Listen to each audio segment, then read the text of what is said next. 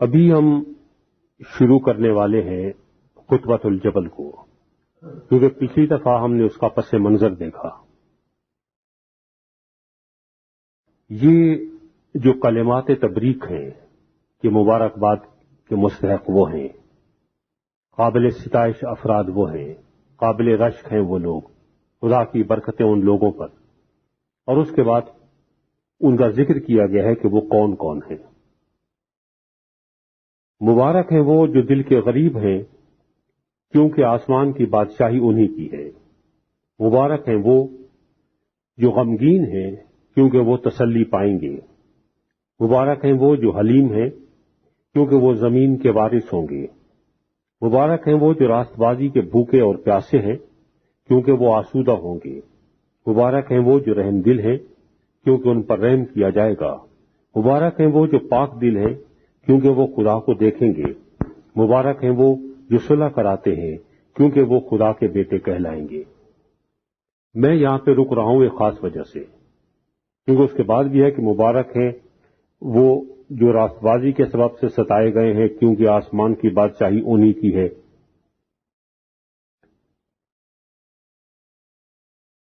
اور پھر جب لوگ تمہیں جلان تان کریں، یہ کریں وہ کریں، وہ آگے ہیں۔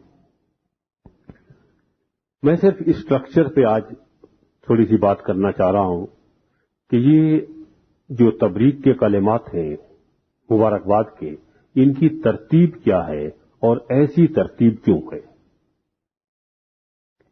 پہلی بات جو ہمیں عجیب و غریب دکھائی دیتی ہے، ہم صرف اتنا کہتے ہیں کہ تم پر خدا کی برکتیں، تم پر خدا کی لاکھ لاکھ برکتیں، یا ہم زیادہ سے زیادہ یہ کہہ سکتے ہیں کہ بھئی اس پہ خدا کی برکتیں جو نیکی کا کام کرتا ہے۔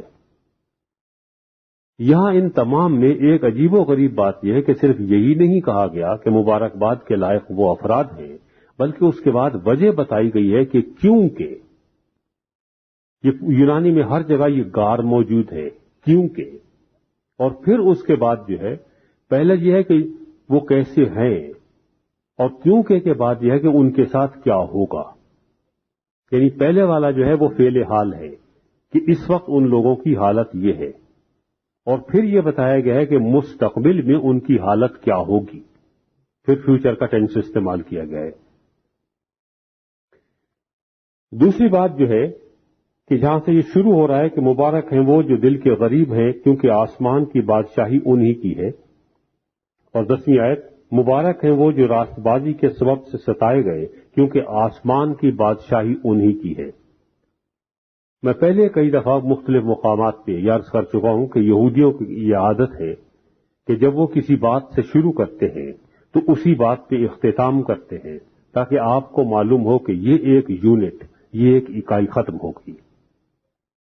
تو یہ یہاں پہ آ کے ختم ہوتی ہے کہ پہلے والے حصے میں یہ ہے کیونکہ آسمان کی بادشاہی انہی کی ہے، اور اس کے بعد یہ ہے کیونکہ آسمان کی بادشاہی انہی کی ہے۔ تو یہ ایک پہلا یونٹ ہے، یہ یونٹ آف تھاٹ ہے، خیال کی اکائی ہے، جس کے بارے میں ہمیں غور کرنا ہوگا۔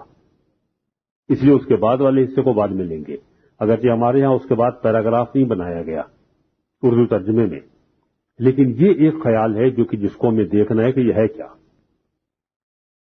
جب ہم یہ کہتے ہیں کہ صاحب مبارکباد کے مستحق ہے وہ یہ شخص اور وہ شخص، تو کیا مسیح کوئی نئی بات کر رہے تھے؟ ایسی بات کر رہے تھے جو آپ سے پہلے کسی نے نہیں کی تھی؟ تو عجیب بات یہ ہے کہ نئے عہد نامے میں یہ لفظ مبارک کے لائق وہ ہیں کہ مبارک ہے وہ مقاریوس، یونانی زبان کا لفظ، عبرانی زبان میں عہد عتیق میں 45 مقامات، عہد جدید میں 44 مقامات پر، اور عہد عتیق میں 45 مقامات پر اشر استعمال ہوا ہے عبرانی کا لفظ، جس کے معنی وہی ہے جس یونانی زبان کے لفظ کے ہیں۔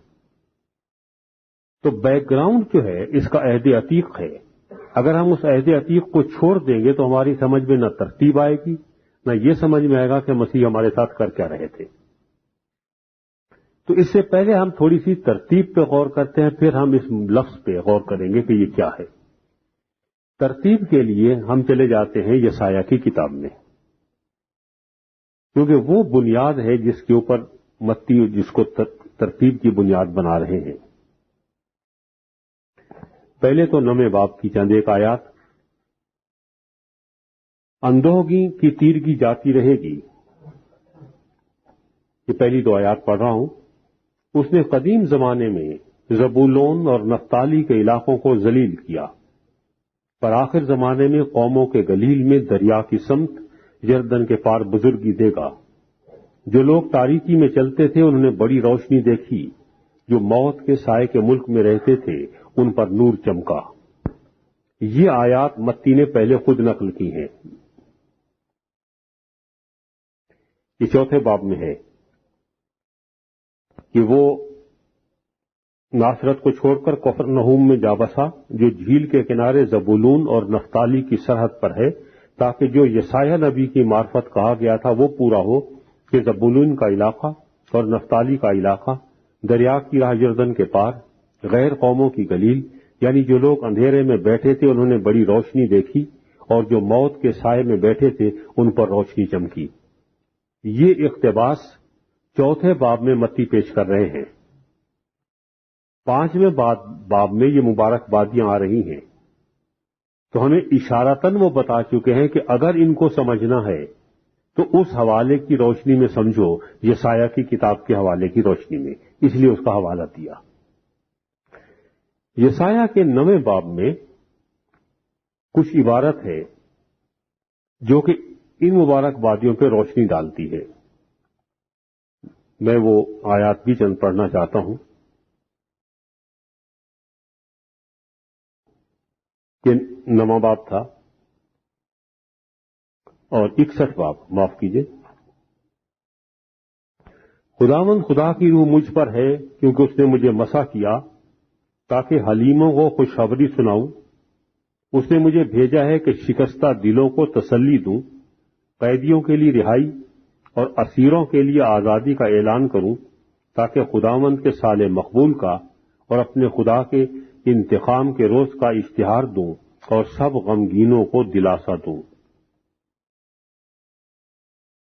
یہاں پر پہلی بات یہ کہی ہے کہ میں خوشخبری دوں، اور 5ویں باب میں متی میں جہاں یہ شروع ہو رہا ہے وہاں یہ کہ مسیح نے یہ خوشخبری دینا شروع کی. تو بالکل الفاظ اٹھا کے وہاں سے وہاں پہ رکھے گئے ہیں تاکہ آپ کو معلوم ہو کہ اس کا پس منظر کیا ہے. اس خوشخبری میں یہ کہا گیا تھا کہ شکستہ دلوں کو تسلی دوں، اور آپ نے کہا کہ مبارک ہیں وہ جو دل کے غریب ہیں کیونکہ وہ تسلی پائیں گے.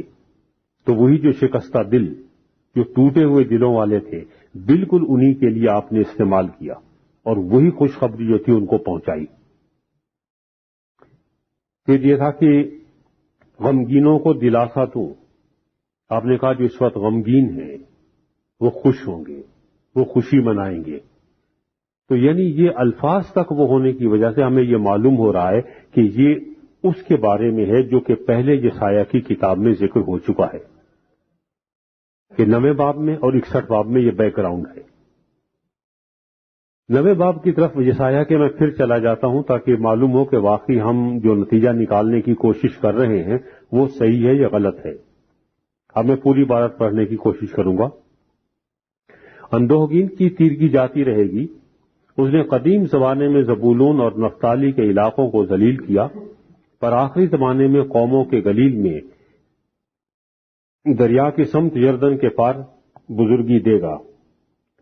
جو لوگ تاریکی میں چلتے تھے انہوں نے بڑی روشنی دیکھی، جو موت کے سائے کے ملک میں رہتے تھے ان پر نور چمکا. تو نے قوم کو بڑھایا، تو نے ان کو شادمانی کو زیادہ کیا.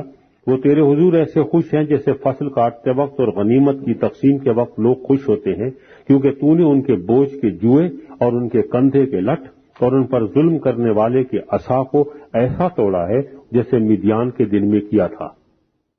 یہاں پہ جوئے کا ذکر آ رہا ہے کہ وہ جو بیل کے کندھے پہ رکھا جاتا ہے جب وہ ہل چلاتا ہے. اور اس خطبۃ الجبل کے آخر میں مسیح نے یہ کہا کہ اے بوجھ سے دبے ہوئے لوگوں، سب میرے پاس آؤ، میں تمہیں آرام دوں گا، اور میرا جوا اپنے اوپر لے لو کیونکہ میرا جوا نرم ہے. تو وہ جو آخری الفاظ ہیں وہ یہاں سے ہیں، یسایہ سے ہیں.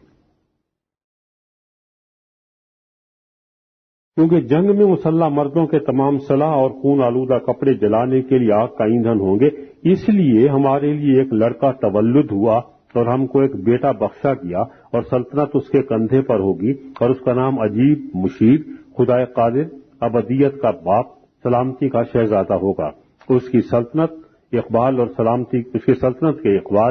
سلامتی کی کچھ انتہا نہ ہوگی۔ وہ داؤد کے تخت اور اس کی مملکت پر آج سے ابد تک حکمران رہے گا اور عدالت اور صداقت سے اسے قیام بخشے گا۔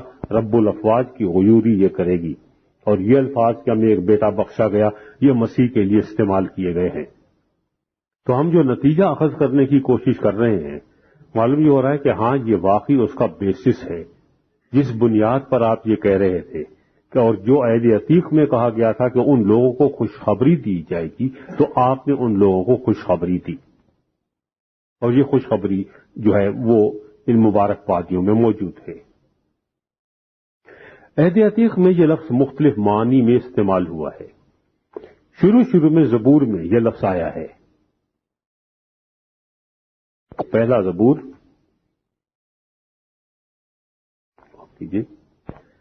جو کہ پوری زبور کی کتاب کا انٹروڈکشن ہے، تعارف ہے۔ مبارک ہے وہ آدمی جو شریروں کی صلاح پر نہیں چلتا اور خطا کاروں کی راہ میں کھڑا نہیں ہوتا اور ٹھٹھے بازوں کی مجلس میں نہیں بیٹھتا، بلکہ خداوند کی شریعت میں اس کی خوشنودی ہے اور اسی کی شریعت پر دن رات اس کا دھیان رہتا ہے۔ وہ اس درخت کی مانند ہوگا جو پانی کی ندیوں کے پاس لگایا گیا ہے، جو اپنے وقت پر پھلتا ہے اور جس کا پتا بھی نہیں مرجھاتا، تو جو کچھ وہ کرے وہ بار بار ہوگا۔ یہ تھا وہ اسٹائل مبارک بادی کا، لیکن اس میں یہ نہیں ہے کہ ان کے ساتھ کیا اس لیے کیوں ہوگا جو مسیح نے استعمال کیا کہ کیونکہ وہ والی بات نہیں ہے، لیکن یہ وجوہات بتائی گئی ہے کہ ہاں مبارک شخص وہ ہے۔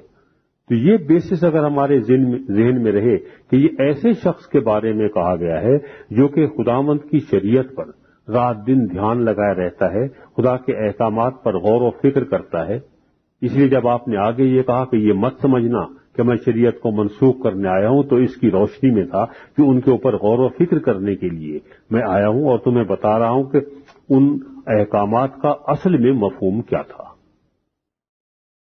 تو یہ تو تھا ہمارا تعارف کہ جس سے ہمیں یہ معلوم ہو کہ ہمیں کس کی روشنی میں متی کے ان الفاظ کی مفہوم دریافت کرنا ہے۔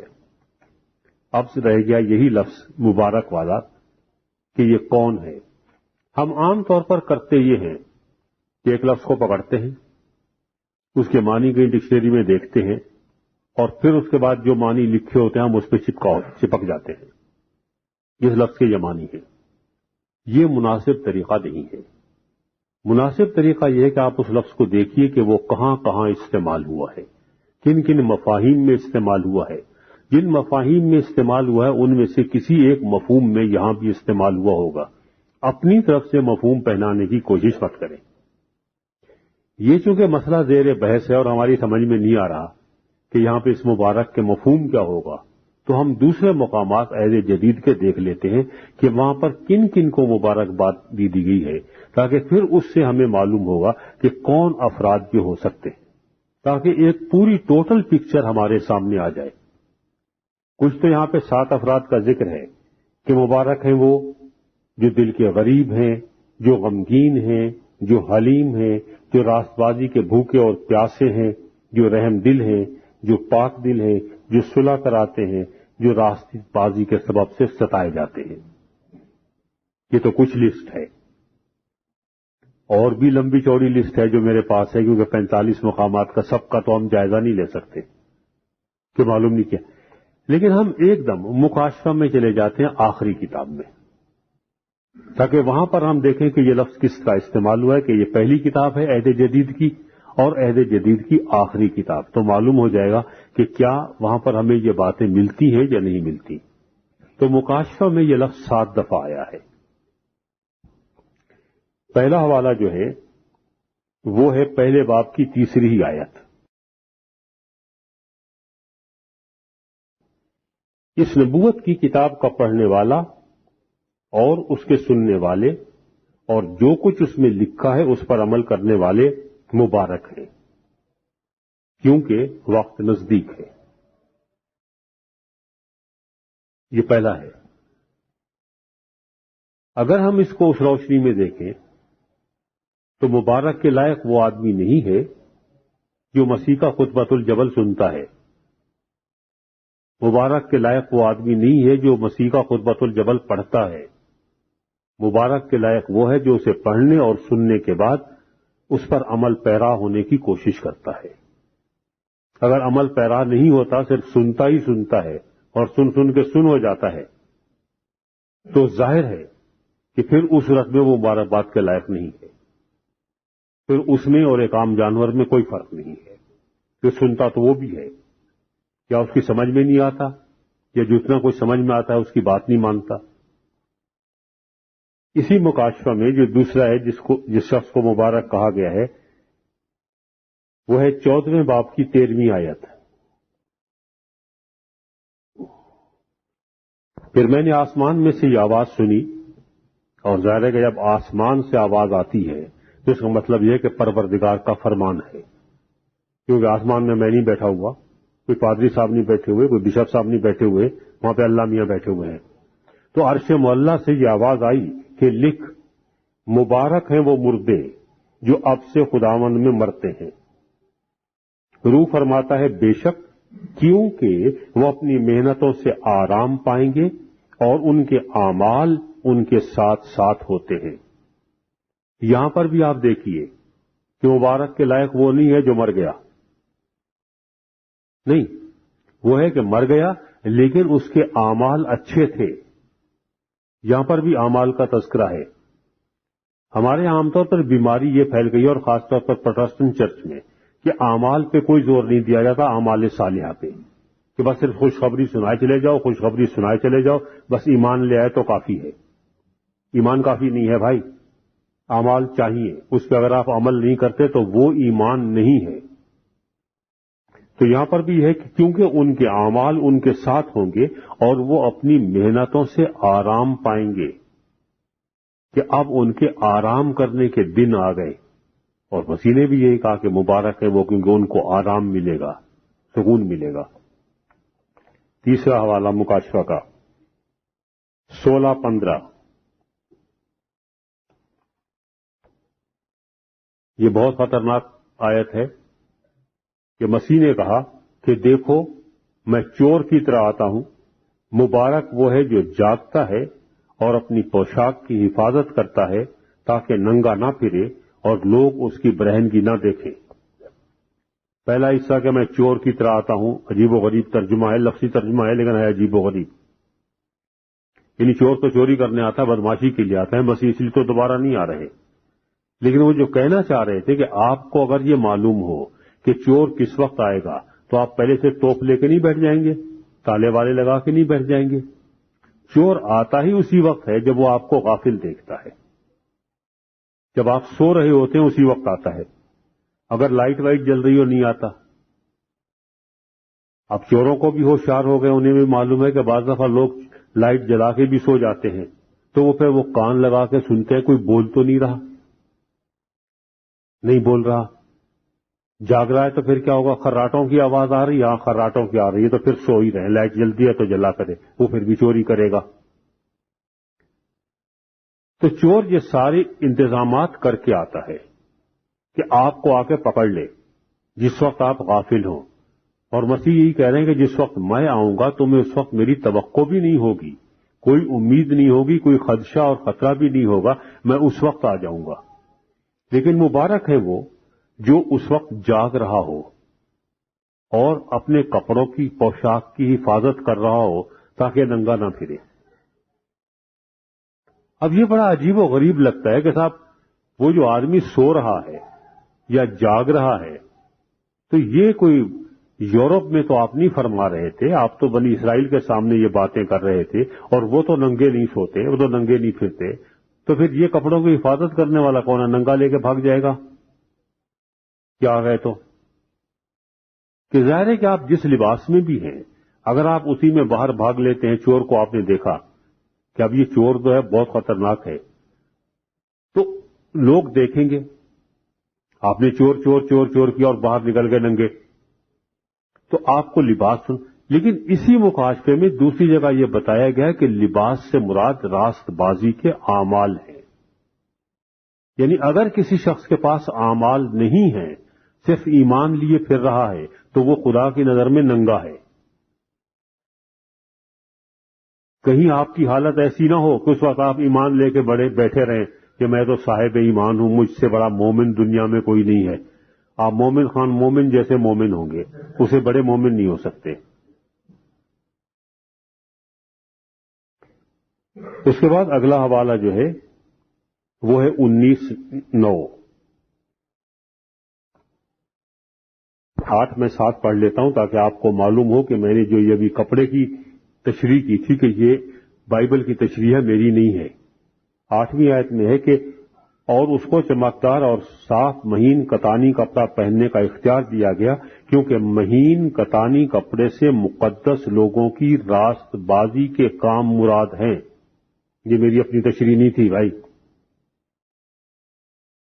کہ یہ آپ کے اعمال صالحہ ہیں، نیک اعمال ہیں. اور اس نے مجھ سے کہا، لکھ، مبارک ہیں وہ جو برے کی شادی کی ضیافت میں بلائے گئے ہیں. پھر اس نے مجھ سے کہا کہ یہ خدا کی سچی باتیں ہیں. یہاں پہ فرشتہ ہے جو یہ باتیں کہہ رہا ہے، کیونکہ اس کے بعد میں اسے سجدہ کرنے کے لیے اس کے پاؤں پر گرا تو اس نے کہا کہ ایسا نہیں کر. وہ کہہ رہے ہیں کہ لکھ، مبارک ہیں وہ جو برے کی شادی کی ضیافت میں بلائے گئے. تو اس نے کی ہے جیسے آدمی ویسے پریشان ہو جاتا ہے. کہ اور برے سے اظہار ہے کہ مکاشفے میں سیدنا مسیح کی صلیبی موت کا تذکرہ ہے، اس لیے آپ کو کہا گیا کہ آپ کی نے قربانی دی. اور اس کے بعد آپ کی شادی ہو رہی ہے اس خاتون کے ساتھ، کلیسا کے ساتھ، اور جس کو یہ سفید کپڑے پہننے کی اجازت دی گئی ہے. اور یہ سفید کپڑے نشانی ہے اس بات کی کہ یہ ان کے کام جو ہیں وہ تقوی کے ہیں اور پرہیزگاری کے ہیں. اور اس میں کچھ لوگ دعوت کا اہتمام ہے، اور اس میں جو لوگ بلائے گئے ہیں ان سے کہا گیا ہے کہ وہ بڑے مبارک ہیں. کیوں بھائی؟ سیدھی سی بات یہ ہے کہ اگر میرے پڑوس میں شادی ہوتی ہے تو میرے پڑوس والے مجھے دعوت دیں گے. لیکن اگر میں اسلام آباد میں بھی رہ رہا ہوں تو تب بھی مجھے وزیر اعظم کی طرف سے کبھی دعوت نامہ نہیں ملے گا کہ صاحب آپ میرے بچے کی شادی میں شرکت فرمائیے. یہ گا وزیر اعظم صاحب تو مجھے جانتے بھی نہیں، ان کے نزدیک تو میں ایگزسٹ ہی نہیں کرتا، میرا وجود ہی نہیں ہے، تو مجھے کیوں دعوت دیں گے؟ اور میرے بغیر ان کے کام کون سے رکے پڑے ہیں جو مجھے آج دعوت دیں گے تو کل میں کچھ کروں گا؟ پھر ہم دعوت اسی کو دیتے ہیں جو کل ہمیں دعوت دے سکے. وہ ایسے پھٹیچر آدمی کو نہیں دیتے جو کل کو آپ کو دعوت میں نہ بلا سکے، چاہے آپ کے پڑوس میں رہتا ہو. اور اگر وہ شکایت بھی کرے تو آپ کہتے ہیں چند قریبی عزیز تھے ان کو بلا لیا تھا بھائی، اسی لیے آپ کو نہیں بلایا تھا. تو کیا خدا یہی کام کرے گا؟ یہ بادشاہ وقت ہے، صرف بادشاہ وقت نہیں ہے بلکہ یہ رب العالمین ہے، تمام دنیا کا بادشاہ ہے. وہ یہ شادی کا اہتمام کر رہا ہے تو وہ اگر کسی کو دعوت دے گا تو یہ اس شخص کے لیے بہت بڑی عزت کا مقام ہے کہ ان کو بلایا جائے گا، لیکن ننگوں کو نہیں بلایا جائے گا. یہاں بھی لباس پہن کے آنا پڑے گا اور یہ راست بازی کے کام کا لباس پہننا ہوگا. یعنی اس آدمی کو دعوت نہیں دی جائے گی جس کے پاس اعمال نہیں ہوں گے، ان کو دی جائے گی جن کے پاس اعمال صالحہ ہوں گے. اگلا حوالہ ہے 20ویں باب کی 6 آیت. اور مقدس وہ ہے جو پہلی قیامت میں شریک ہو، ایسوں پر دوسری موت کا کچھ اختیار نہیں، بلکہ وہ خدا اور مسیح کے کاہن ہوں گے اور اس کے ساتھ 1000 برس تک بادشاہی کریں گے. اور پیچھے بھی 1000 برس کا ذکر آ ہی رہا ہے. تیسری آیت میں ہے کہ اسے یعنی شیطان کو اتھا گڑھے میں ڈال کر بند کر دیا اور اس پر مہر کر دی تاکہ وہ 1000 برس کے پورے ہونے تک قوموں کو پھر گمراہ نہ کرے. پھر اس کے بعد اس کو تھوڑے عرصے کے لیے کھولا جائے گا. پھر اس کے بعد چوتھی آیت کے آخر میں ہے کہ جن لوگوں نے جو خدا کے سبب سے کاٹے گئے اور جنہوں نے نہ اس کا حیوان کی پرستش کی تھی، نہ اس کے بت کی اور نہ اس کی چھاپ اور اپنے ماتھے اور ہاتھوں پر لی تھی، وہ زندہ ہو کر 1000 برس تک مسیح کے ساتھ بادشاہی کرتے رہے. اور جب تک یہ 1000 برس پورے نہ ہو لیے باقی مردے زندہ نہ ہوئے، پہلی قیامت یہی ہے۔ مبارک اور مقدس وہ ہیں جو پہلی قیامت میں شریک ہوں۔ یعنی یہاں پر بھی آپ دیکھ رہے ہیں کہ یہ وہ لوگ ہیں جن کے کسی عمل کا ذکر کیا جا رہا ہے کہ اگرچہ انہیں اس گواہی کی وجہ سے کاٹ دیا گیا، ان کے ٹکڑے ٹکڑے کر دیے گئے، لیکن انہوں نے شرک نہیں کیا، انہوں نے مسیح کی ذات کے ساتھ کسی اور کو شامل نہیں کیا، انہوں نے شیطان کی پرستش نہیں کی، اس لیے وہ مبارک ہیں۔ یہاں پر بھی یہی ہے کہ صاحب ان کو کچھ نہ کچھ مصیبتیں برداشت کرنا پڑی، اور یہ پہلی دفعہ ہے کہ یہاں پر اس آدمی کے لیے مبارکباد کے لفظ استعمال ہو رہے ہیں جس کو کوئی تکلیف اٹھانا پڑتی ہے، اور وہ بھی مسیح کی خاطر۔ اس کے بعد ہے 22ویں باب کی 7ویں آیت، اور دیکھ میں جلد آنے والا ہوں، مبارک ہے وہ جو اس کتاب کی نبوت کی باتوں پر عمل کرتا ہے۔ یعنی یہاں پر بھی مبارک کے لائق وہی شخص ہے جو عمل کرتا ہے، یہ نہیں جن کو سنتا ہے، جو انہیں پڑھتا ہے، جو ان کی تلاوت کرتا رہتا ہے، جس نے یہ یاد کر رکھی ہیں، جو ان کا حافظ ہے، نہیں، جو ان پہ عمل کرتا ہے۔ اور اس کے بعد آخری حوالہ اسی مکاشفے کا 14ویں آیت ہے، مبارک ہیں وہ جو اپنے جامے دھوتے ہیں کیونکہ زندگی کے درخت کے پاس آنے کا اختیار پائیں گے، اور ان دروازوں سے شہر میں داخل ہوں گے۔ اب یہاں پر لوگوں نے شاید یہ نتیجہ نکالنے کی کوشش کی ہے کہ اس میں تو اعمال کا کوئی ذکر نہیں ہے۔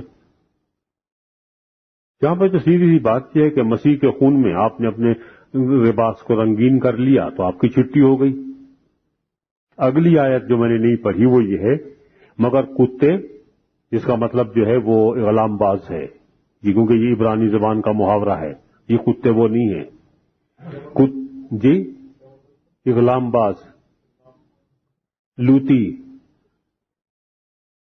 اور کتے، یعنی غلام باز اور جادوگر اور حرام کار اور خونی اور بت پرست اور جھوٹی بات کا ہر ایک پسند کرنے اور گھڑنے والا باہر رہے گا۔ اگلی آیت میں اعمال کا تذکرہ ہے، برے اعمال کا، تو ظاہر ہے کہ پھر اس آیت میں نیک اعمال کا تذکرہ چھپا ہوا ہے، یہ نکمے لوگ نہیں ہیں۔ ہم نے مسیح کی قربانی کو اتنا سستا سمجھ لیا ہے جس کی کوئی انتہا نہیں، اس لیے ہم سمجھتے ہیں کہ ہمیں کوئی قربانی نہیں دینا پڑے گی۔ اس لیے اب میں واپس آتا ہوں متی کی طرف کہ یہ جو خطرناک بات آخر میں کی گئی ہے کہ جو ستائے جاتے ہیں، تو مسیح نے کہا آخری یہی ہے مبارکباد کہ مبارک ہے وہ جو راست بازی کے سبب سے ستائے گئے ہیں، کیونکہ یہ ممکن ہی نہیں ہے کہ آپ نیکی کے راستے پر چلیں اور بدی کے راستے پر چلنے والے آپ کا راستہ نہ روکیں۔ یہ ممکن ہی نہیں ہے کہ آپ شریف ہوں اور غنڈے آپ کو پریشان نہ کریں۔ یہ رضیت تو غنڈوں میں پھنس گئی ہے، یہ تو پھنسی رہے گی، اس لیے کہ یہ شریف ہے، یہ بیچاری جواب نہیں دے سکتی۔ لیکن آپ کہہ رہے ہیں کہ کیونکہ ایسا ہوگا کہ آسمان کی بادشاہی ایسوں کو ملے گی۔ ابھی تک ہم نے یہ نہیں دیکھا کہ آسمان کی بادشاہی کیا ہے، ابھی ہم اور الفاظ کی طرف نہیں جا رہے، لیکن ہم صرف اس انکلوسیو کی طرف ذکر کر رہے ہیں کہ جو پہلی آیت اور اس کے بعد آخر میں کہ جو آسمان کی بادشاہی پائیں گے، یہ کون سے لوگ ہیں؟ یہ وہ ہیں جو دل کے غریب ہیں، ہمیں معلوم نہیں کیا مطلب ہے، یا جن کا دل ٹوٹا ہوا ہے، جو پچھلی اس میں یسایہ میں تھا، جو حلیم ہیں، جو غمگین ہیں، جو راست بازی کے بھوکے اور پیاسے ہیں، جو رحم دل ہیں، جو پاک دل ہیں، جو صلح کراتے ہیں۔ واہ واہ واہ واہ واہ۔ اس کے بعد آپ آگے کیا توقع رکھتے ہیں؟ ٹیپ کا بند کیا ہونا چاہیے؟ یہ تو ساری اچھی باتیں ہیں نا۔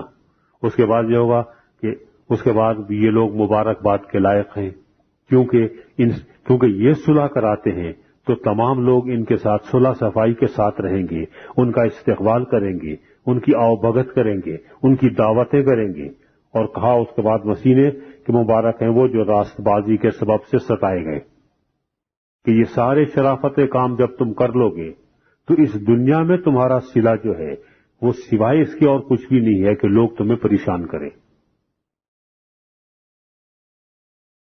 کیونکہ وجہ یہ ہے کہ جو بیچارہ ہے ہی دل کا غریب، اس کے جو بھی معنی ہوں، لیکن ہے تو غریب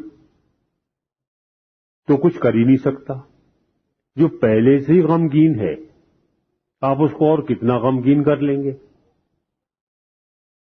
جو بیچارہ حلیم الطبع ہے، جوتے کھا کے بھی دعائیں دیتا ہے، تو آپ اس کو پریشان کریں گے تو آپ کو کچھ بھی نہیں کہے گا۔ جو رحم دل ہے وہ کہے گا اچھا ٹھیک ہے بھائی، آپ کا شکریہ، کم از کم آپ نے اس قابل تو سمجھا کہ مجھے جوتے لگائیں۔ جو بیچارے کا دل پاک صاف ہے وہ کہے گا ٹھیک ہے بھائی، کچھ مجھ سے ہو گئی ہوگی غلطی جس کی وجہ سے مارا ہوگا، کوئی ایسے ہی تو پاگل نہیں ہو جاتا مارنے لگ جائے، اور میں نے تو صلح کرائی تھی، اب یہ ناراض ہو گیا ہے تو کوئی وجہ ہو گئی ہوگی بھائی۔ تو یہ ایسے لوگوں کو پریشان کیا جائے گا۔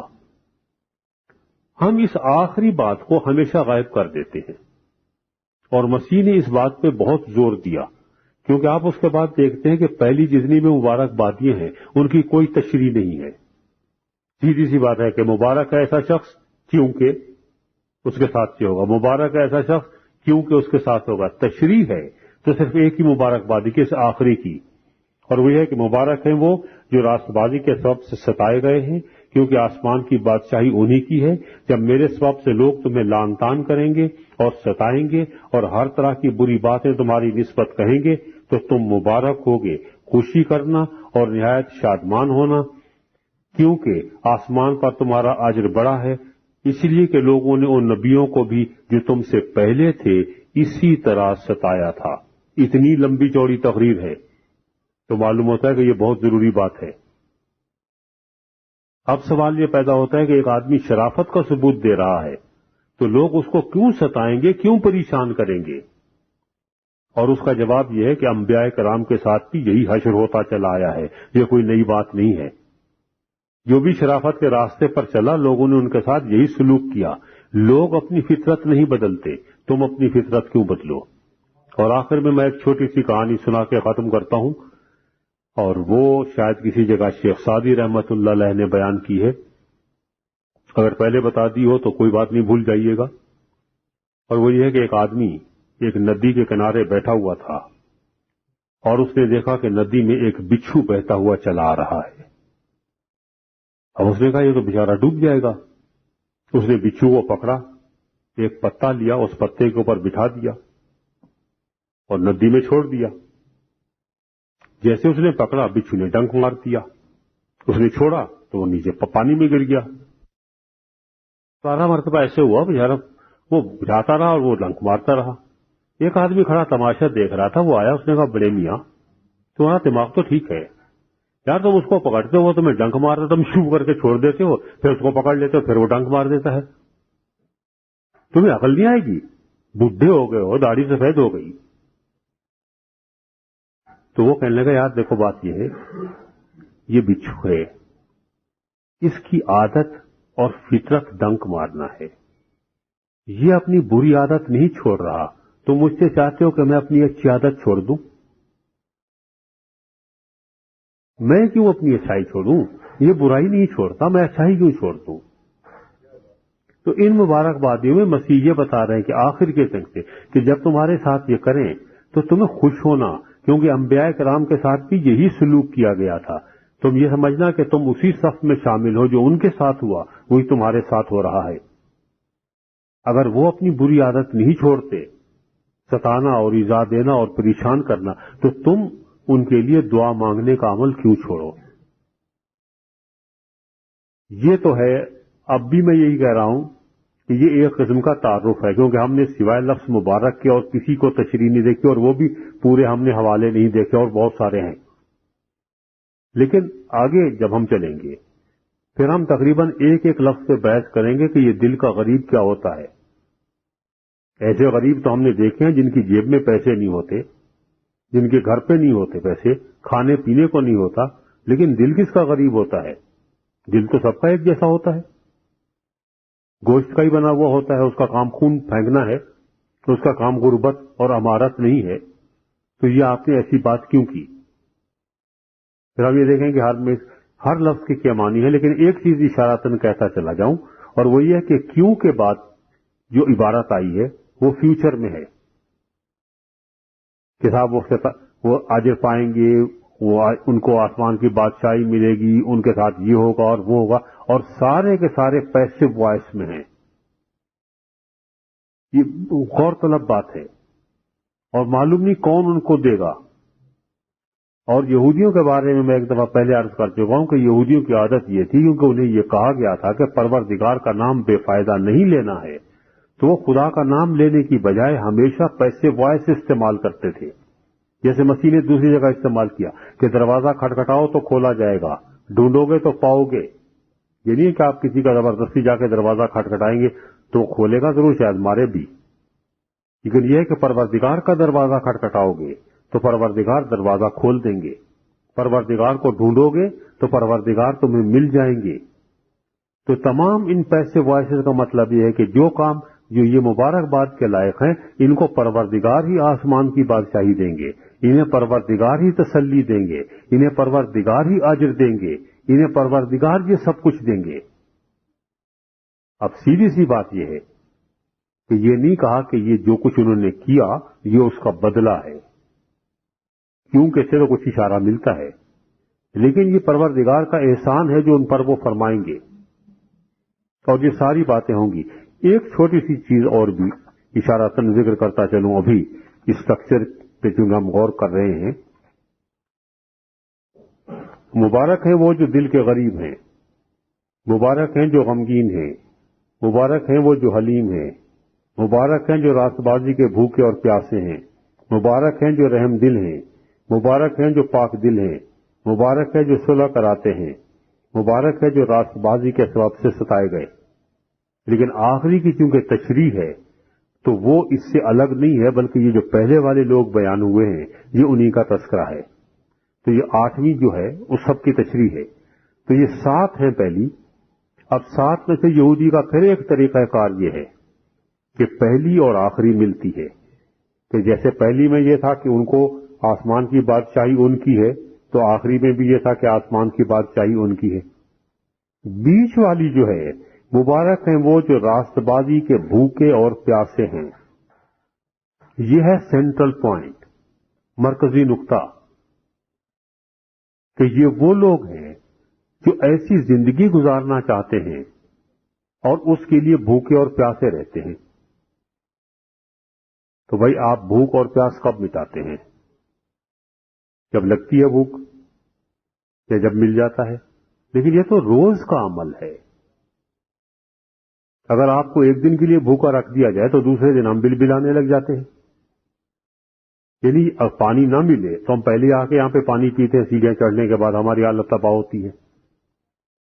तो अगर जब तक आदमी की हालत ये नहीं हो जाती कि जब तक वो इसका रास्ते पे चल रहा है उसकी कैफियत यही ना हो कि आज मुझसे नेक अमल नहीं हुआ, उसको ऐसे लगे जैसे आज उसने खाना नहीं खाया, आज उसे पानी नहीं मिला, इतना ही बेचैन जब तक ना हो उस वक्त तक वो मुबारकबाद के लायक नहीं है।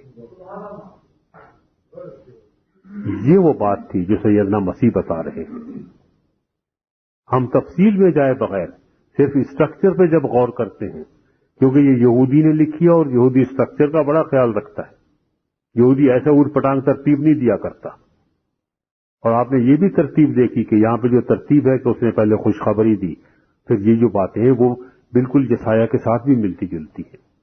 तो आप कहना यही चाह रहे थे कि ये वो लोग हैं जिनकी हालत भूखे और प्यासे शख्स किसी हो, कि बेचैन हो, पागल कुत्ते की तरह से काट खाने को दौड़े कि आज मुझसे नेकी नहीं हो पाई, आज मैं कोई अच्छा काम नहीं कर सका, मुझे फलां ने परेशान किया, मैंने उसके लिए दुआ नहीं मांगी, मैंने उसको दुआएं नहीं दी। जब तक आदमी की ये कैफियत नहीं हो जाती उस वक्त तक वो मुबारकबाद के लायक नहीं है। और फिर उसके साथ जो आपने वादा किया वो भी कुछ थोड़ा सा बड़ा अजीब है کہ وہ जो भूखे और प्यासे हैं रातबाजी के, क्योंकि वो आसूदा होंगे। उनका पेट उस वक्त भरेगा जब नेकी कर लेंगे। जब तक नेकी नहीं करेंगे उस वक्त तक खाली पेट अपने आप को महसूस करेंगे, उस वक्त तक बेचैन ही रहेंगे। और जब नेकी कर लेंगे, किसी के साथ भलाई का काम कर लेंगे, तो फिर उन्हें सुकून आ जाएगा, और जब सुकून आ जाएगा तो आराम की नींद सो जाएंगे। लेकिन आखिरी में ये बताया कि वो जब आराम की नींद सो जाएंगे तो यार लोग डंडे लेके आ जाएंगे, फिर परेशान करना शुरू कर देंगे। आराम की नींद वो तो सोना चाहेंगे और परवरदिगार की तरफ से यही अजर है कि उनको आराम मिलेगा, लेकिन परवरदिगार के बंदे जो हैं वो आराम नहीं करने देंगे। कि वो अहमद फराज का शेर है, उस पर मैं खत्म कर रहा हूं कि किताब रब ने उतारी थी अपने बेटे पर, किताब रब ने उतारी थी अपने बेटे पर, खुदा के बंदों ने उस पर सलीब नाजिल की। तो ये जब तक हर मानने वाले पर ये सलीब नाजिल नहीं की जाएगी, ये दुनिया चैन से नहीं बैठेगी।